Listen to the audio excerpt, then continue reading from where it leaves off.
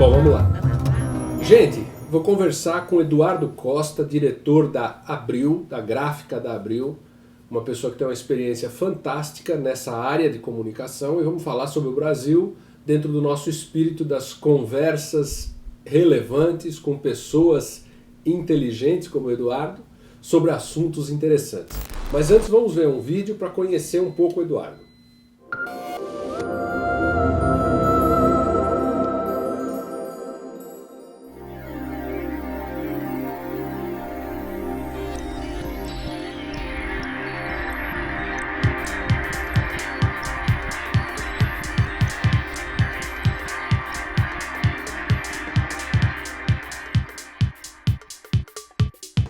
Por ano, 700 milhões de exemplares, 1.050 funcionários, 120 mil toneladas de papel. Por mês, mais de 330 milhões de cadernos de 16 páginas. Com base em todos esses números fantásticos que eu acabei de mencionar, eu só tenho a parabenizar todos da gráfica, porque não tem outra forma de construir isso. Ninguém constrói tudo isso sozinho. Sou Eduardo Costa, trabalho na Editora Abril, mais precisamente na gráfica da Editora Abril, há 23 anos. Comecei como estagiário na gráfica em 88 até 90.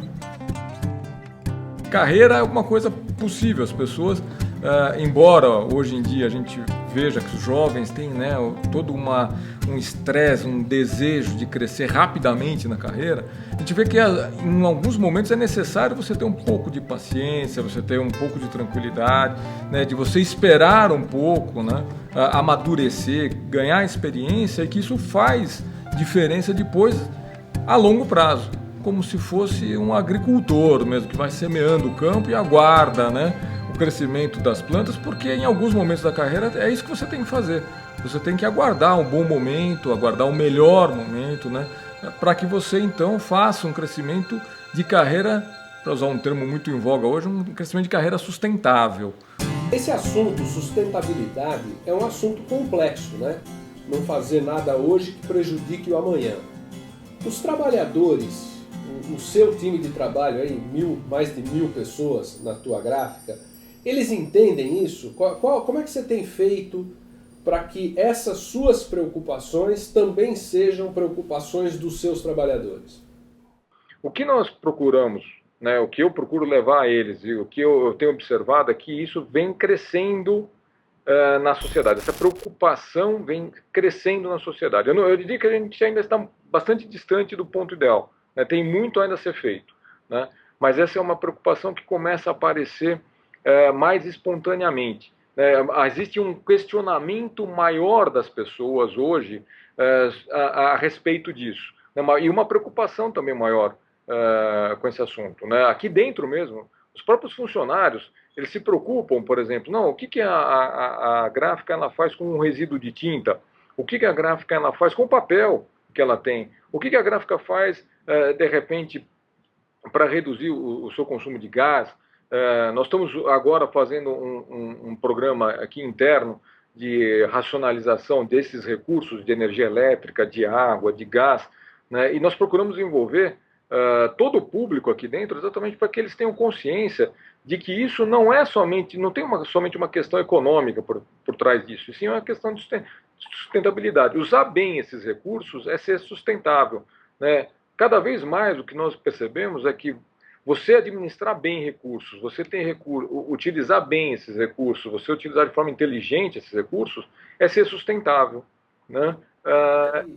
A gente tem percebido em diversas empresas, em públicos diferentes, que o nível de consciência dos trabalhadores tem aumentado, e sobretudo nesse ano, e sobretudo depois das manifestações de julho. Parece que foi um choque, essas coisas que a gente vê nas redes sociais, no Facebook, etc., Acorda Brasil, a população protestando por melhores serviços públicos, para que as coisas funcionem como deveriam funcionar, etc., parece que deu um choque e acordou um pouco a população. a gente tem sentido uma participação diferente dos trabalhadores, muito mais de igual para igual. Ou seja, não existe mais aquela submissão antiga e arcaica, né? É verdade, do manda e obedece, né? Parece que está nascendo um novo modelo, que é o modelo da cooperação, né? Perfeito, é isso mesmo. A gente se ajudar. Você sente isso aí no seu time? Sim. Aqui nós procuramos deixar muito claro que não, esse papel, como você colocou, que no passado era muito, talvez muito presente essa questão de um manda, o outro obedece, comando e controle, né? Isso não é mais assim, não dá para ser, e não é assim porque também não dá para ser assim mais, né? Uma empresa, para ela ser competitiva, para ela ser eficaz, né, para ela trabalhar bem, entregar bons resultados, ela não tem mais espaço para trabalhar dessa forma. Você precisa da participação de todos e que todos tragam, né, não só a sua mão de obra, né, mas também o seu cérebro, tragam sua vontade, tragam o seu conhecimento para a empresa. E para você trazer, absorver e aproveitar disso, só criando um ambiente participativo. Qual é a sua maior preocupação profissional hoje? Como diretor da gráfica, qual é a tua grande preocupação profissional hoje? Tem um mercado com regras claras, regras que sejam válidas a todos aqueles que venham tentar competir aqui dentro. Isso é muito importante. Criar um mercado dessa forma e manter um mercado dessa forma para o empresário é muito importante. Internamente, no meu segmento, hoje, o que todos têm se perguntado é exatamente isso. Quais são os caminhos que vão seguir? Qual o impacto da mídia digital? Qual o impacto de outras formas de comunicação que venham acontecendo? E eu acho que isso é muito interessante. Eu tenho tratado aqui com o meu pessoal. Eu acho que nós estamos vivendo um momento de transição. E nesse momento de transição, nós precisamos observar quais são as nossas oportunidades. Eu acredito muito que o momento de transição é um momento que também aparecem muitas oportunidades, né? E trabalhando essas oportunidades nós vamos sair melhor. Temos que sair melhor desse momento. Educa, você falou da sua preocupação, eu te perguntei a preocupação profissional. Agora eu queria que você me falasse a tua preocupação com o Brasil, os rumos que o rumo que o Brasil está indo, na tua opinião, está certo? Qual é a tua grande preocupação com o país?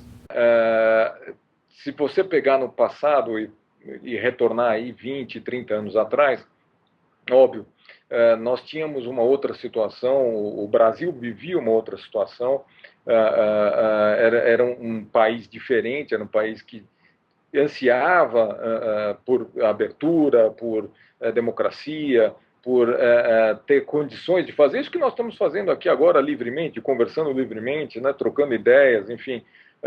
E isso daí hoje nós conquistamos. Ninguém quer perder isso. E acho que isso é absolutamente legítimo. Mas o que nós precisamos agora é evoluir eticamente, evoluir com valores, né? Para mim, ainda falta nós caminharmos nesse sentido. Mas, mais uma vez, esse é um exemplo. Ou seja, que exemplo que fica para a sociedade? Pois é o que você acabou de falar. Eu concordo. Aliás, tem um filósofo que dizia isso, né? Que o exemplo não é a melhor forma de moldar o caráter, é a única forma de moldar o caráter. Exatamente. E se o exemplo que vem de cima é o pior, nós estamos perdidos. E é assim que eu acredito nessa condução. Então, quando nós olhamos o que deve ser feito para mudar uma sociedade, as sociedades que, no meu entender, que deram certo, né, que são sociedades que evoluíram, que se desenvolveram, elas se desenvolveram moldadas em bons exemplos. Então, nós temos que criar bons exemplos também. Educa, sensacional, quero te agradecer. E para encerrar esse nosso papo, a revista Veja, há pouco tempo, aí, publicou um artigo, acho que foi na Veja Online, criticando ou fazendo uma avaliação da torcida que tinha nas redes sociais para o Sarney morrer, quando o Sarney estava com a bactéria no cílio, né? E a revista dizia mais ou menos assim: poxa, não pega bem ficar torcendo para o Sarney morrer. Então eu não vou perguntar para você se você torceu para o Sarney morrer, mas eu vou perguntar para você o seguinte: tem um médico canadense que está pegando um dente do John Lennon e está prometendo fazer um clone do John Lennon. Você é a favor de fazer um clone do Sarney?